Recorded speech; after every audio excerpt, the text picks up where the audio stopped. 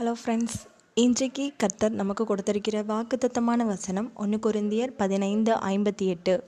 எனக்கு பிரியமான சகோதரரே, கர்த்தருக்குள் நீங்கள் படுகிற பிரயாசம் விருதாவாயிராது என்று அறிந்து நீங்கள் உறுதிப்பட்டவர்களாயும் அசையாதவர்களாயும் கர்த்தருடைய கிரியையில் எப்பொழுதும் பெருகுகிறவர்களாயும் இருப்பீர்களாக. ஃப்ரெண்ட்ஸ், நம்ம இப்போ இந்த வசனத்தின் மூலமாக ஒரு கதை கேட்டு தியானிக்கலாமா? ஃபெலிக்ஸுக்கு தன்னம்பிக்கையும் கர்த்தருக்கு பயப்படுகிற பயத்திலையும் வளர்ந்த ஒரு நல்ல ஒரு பையன். அதே மாதிரி அவனுடைய குடும்பத்தையும் கட்டுக்கோப்பாக வளர்த்து வந்துட்டு இருந்தான். அவனுடைய பிள்ளைகளுடைய காரியங்களையும் நல்ல பொறுப்புள்ளவனாக இருந்தான் ஃபெலிக்ஸ். அப்படி இருக்கும்போது அவனுடைய ஆஃபீஸில் அவனுடைய மேனேஜர் எல்லாரும் என்ன சொன்னாங்க அப்படின்னா, இங்கே பாருப்பா, எப்போவுமே எங்களுடைய ஃபேக்ட்ரி ஃபுல்லாகவே ஹிந்து முறைப்படி தான் போய்கிட்டு இருக்கு. ஆனால் நீ மட்டும் என்னமோ இந்த பிரசாதத்தை சாப்பிட மாட்டேனோ, கர்த்தருக்கு முன்னாடி தான் நான் கை கூப்புவேன், வேறு எந்த விதமான சிலைகளுக்கு முன்னாடி கை கூப்ப மாட்டேன்னு சொன்னியாமே, என்ன அர்த்தம் அப்படின்னு கேட்டாங்க. அப்போ ஃபெலிக்ஸ் சொன்னால், இங்கே பாருங்கள் சார், எப்போவுமே எங்களுடைய பைபிள் படி தான் நான் நடந்துக்கிட்டு இருக்கேன். இந்நாள் வரைக்கும் கர்த்தருக்கு பிரியமாக நான் வாழ்ந்துட்டு இருந்தேன். அதனால் அவருக்கும் நான் உண்மையாக இருக்கணும் அப்படின்னா இந்த மாதிரி நான் செய்கிறது ரொம்ப பெரிய தவறு தான் அப்படின்னு சொன்னதும் அவங்க மேனேஜர் ரொம்ப கோவத்தோடு சொன்னார், என்னப்பா நீ இந்த காலத்தில் உன் கடவுள் என் கடவுள்னு பிரித்து பேசுகிற?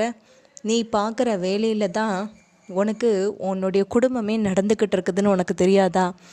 இதே நேரம் நான் கையை விரிச்சிட்டுன்னா உன்னுடைய குடும்பம் யார் பாதுகாப்பா அப்படின்னு கேட்டாங்க. அப்போது ஃபெலிக்ஸ் ரொம்பவே தைரியமாக சொன்னால், யாருமே பாதுகாக்க வேண்டாம் சார், கண்டிப்பாக என்னுடைய இயேசு கிறிஸ்து என் பிள்ளைங்களையும் என்னையும் என் மனைவியும் என் மொத்த குடும்பத்தையும் பாதுகாக்க முடியும்னு சொன்னாங்க. அதை கேட்டு அவங்க மேனேஜருக்கு ரொம்ப அதிர்ச்சியாக இருந்துச்சு. யாருமே இவ்வளோ துணிவோடு என்கிட்ட பேசினதே கிடையாது. ஆனால் இவன் கொஞ்சம் கூட பயமில்லாமல் எவ்வளோ துணிகரமாக பேசுகிறான், இதில் ஏதோ இருக்குன்னு சொல்லி அவனை ஒன்றும் செய்யாமல் அப்படி விட்டுட்டு போனாங்க. இதை பார்த்த மற்ற பணியாளர்களுக்கும் ஒரு சின்ன நம்பிக்கை வந்துச்சு. அப்போது நம்ம கிறிஸ்தவர்களாக இருக்கிறதுல ரொம்பவே ஜாக்கிரதையாக இருக்கணும் போல். இந்த மாதிரி நாமளும் சிலை வழிபாடுகளுக்குள்ளே போகக்கூடாதுன்னு மற்றவங்களும் யோசிக்க ஆரம்பித்தாங்க. இதை பார்த்த அவங்களுடைய மேனேஜருக்கு கூட கொஞ்சம் ஃபெலிக்ஸ் மேலே கோபம். இங்கே பாருடா, நீ சொல்லி தான் இங்கே இருக்கிற எல்லாருமே இந்த மாதிரி நடந்துக்கிடுறாங்க, உன்னைய தூக்கிட்டா எல்லாமே சரியாயிரும்னு நினைக்கிறேன் அப்படின்னு சொன்னாங்க. சரி சார், நான் உங்களுக்கு இருக்கிறது ரொம்ப பெரிய கஷ்டமாக இருந்துச்சுன்னா கண்டிப்பாக என்னை வேலையை விட்டு வெளியில் எடுத்துருங்க. அதுக்காக நான் ஒன்றும் உங்கள் காலை பிடிச்சோ இல்லை இந்த மாதிரி விக்கிரகத்தை வணங்கியோ நான் இதில் சேரணும்னு அவசியமே கிடையாதுன்னு சொன்னாங்க. இது கேட்டதுமே மேனேஜருக்கு ரொம்ப கோவம் வந்துச்சு. அப்போது நான் உன்னைய இந்த ஒரு மாதம் ஃபுல்லாக உனக்கு சேலரி தராமல் வீட்டில் உன்னைய வச்சுருக்கேன், எப்படி இருக்குன்னு பாருன்னு சொன்னாங்க. சார், ஒரு மாதம் அப்படிங்கிறத நீங்கள் கூட்டியே நீங்கள் என்னை வெளியில் அனுப்பலாம், ஏன்னா கர்த்தர் எப்படினாலும் என்னை போஷிப்பார்னு சொன்னாங்க.